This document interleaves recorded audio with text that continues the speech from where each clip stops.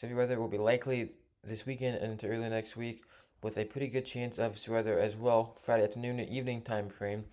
But quite a bit of uncertainty exists for Friday. And then the next day's severe weather will all depend on what the previous day's severe weather will go, as this looks more like a complexes of thunderstorms or smaller compacted systems that we would also look at. So I'm going to first take a look at feature radar for Friday, Saturday, Sunday, and next Monday, and then take a pretty deep dive in depth on the ingredients of weather this weekend and early next week, and some of the uncertainties with each day, but also some of the possible scenarios that may unfold on the side of being maybe more of a significant event or just more of a low end event as well. First, taking a look at Friday on one of the high resolution models. By about early to mid afternoon Friday, we see storms developing along the cold front in a very unstable air mass. So by the time Friday afternoon comes around, along the cold front, we should have isolated to scattered thunderstorms along the cold front, all the way from Wisconsin down to Iowa. We can see more of a look from this way. And then by Friday evening, we still see some possible severe thunderstorms along the cold front, all the way from the UP, Michigan, down into Iowa area. But again, quite a bit of uncertainty with this. Some models don't have much of this happening because more of a cap in place, and the main first shortwave trough won't arrive until Saturday. But as we can see, there will be plenty of of moisture, low level moisture in place Friday afternoon. Dew points will be on the rise into the upper 60s to low 70s, and they will continue to rise and pull northward through the afternoon and evening hours of Friday. There is a pretty good gradient in Iowa, so the threat for weather on Friday may be greater in Iowa with greater lower moisture being in place, and that will also allow for greater storm fuel to be in place. As you see by Friday afternoon, storm fuel is pretty limited in Wisconsin and Minnesota, but the further south you go, closer to the warm front area, you can see quite a bit of moisture is in place. Storm fuel was in place down into Iowa with, up to 4,000 joules from this model Friday afternoon, evening. Now, this up here in Wisconsin is still high enough for weather, but this gradient of storm fuel and dew points is the most eye-opening right now for Friday, and then again this weekend that we will also dive into as well. Now, this is a look at the 0 to 6 kilometer wind shear. So the directional shear, you can say, or deep layer shear. Either way, there's quite a bit of wind shear that will be in place Friday evening time frame, with the arrival of a jet streak starting to slowly push east into Wisconsin and Iowa, and this will bring a moderate wind shear, low level wind shear, and middle wind shear being in place. This could allow for areas of organized severe potential as well. So there's enough ingredients lining up for Friday afternoon evening time frame that may get some severe with portions of Wisconsin, Iowa, and maybe to southeast Minnesota, depending how that cold front will move southeast through the afternoon and evening time frame. Taking a look at Saturday, again, quite a bit of uncertainty exists and the exact placement of these features, but a complex of thunderstorms may develop Saturday morning. Now, this model has it over here to portions of South Dakota, Nebraska, but being that we're a few days out, it could be further north or further south yet.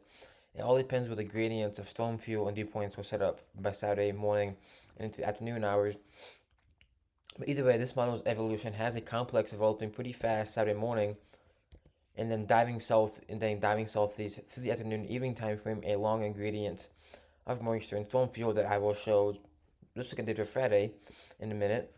But this has this complex continuing to dive southeast through the afternoon and evening hours of Saturday for portions of Missouri, Iowa, Nebraska, and South Dakota. This is more of an MCS, it looks like.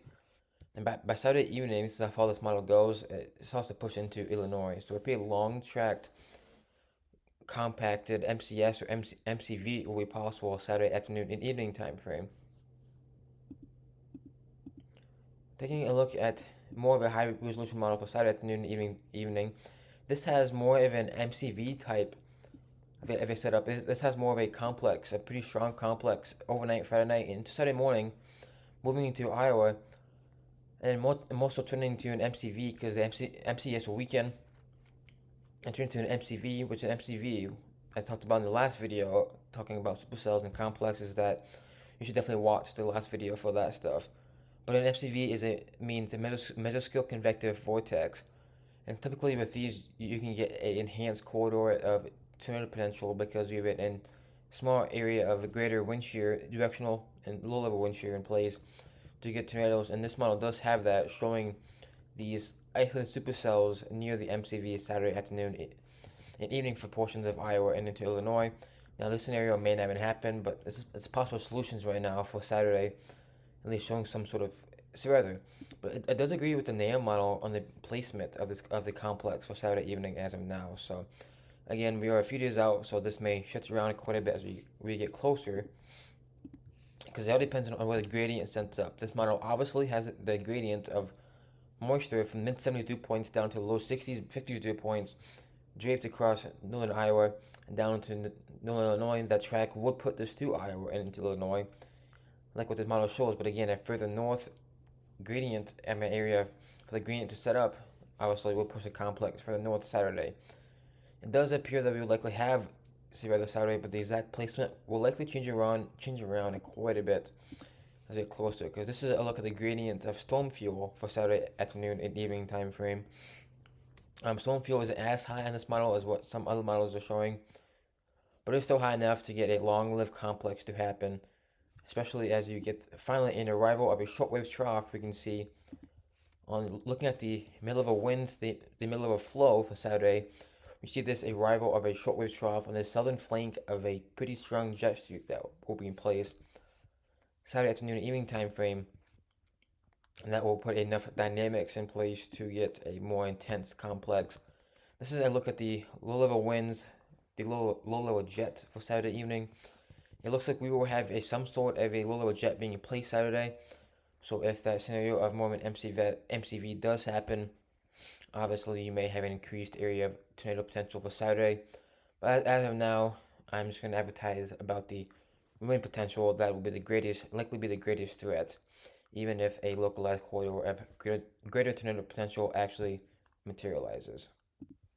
Now, Sunday gets a bit far out, but so then we can only look at some certain model guidance, more of the long range model guidance. But Sunday will depend what Saturday does, how Saturday evening evolves with that complex that could pinch the warm sector further south, like what we've seen a lot this year in general.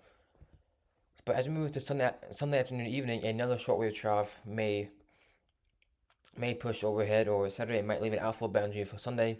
Either way, a few possible scenarios for Sunday is there as of now. But either way, we should have more severe thunderstorms Sunday afternoon and evening time frame, with maybe a complex or two. This model has, I will say, more a complex moving through Sunday afternoon and evening along a gradient through similar areas as Friday and Saturday, it seems. And down into the overnight hours, we see again just areas of severe thunderstorms through Sunday night and into Monday morning on this model. So again, as I forecasted days ago, a multi-day severe weather event, or almost every single day of thunderstorms, will be possible along the edge of a ridge this weekend and into early to middle of next week. Taking a look at the gradient for Sunday, this model has a gradient, a very similar place to gradient with mid 70 dew points overspreading. So again, a lot of moisture will be in place this weekend and into early next week for us weather. But again, a gradient again Sunday would set up. This one has the I-90 corridor, but it will shift around as we get closer. But either way, having a gradient of lower moisture and also storm fuel for 3 days in a row will likely lead to thunderstorms along these gradients, multiple rounds of severe weather from Friday through Monday along the gradient. That won't really change placement.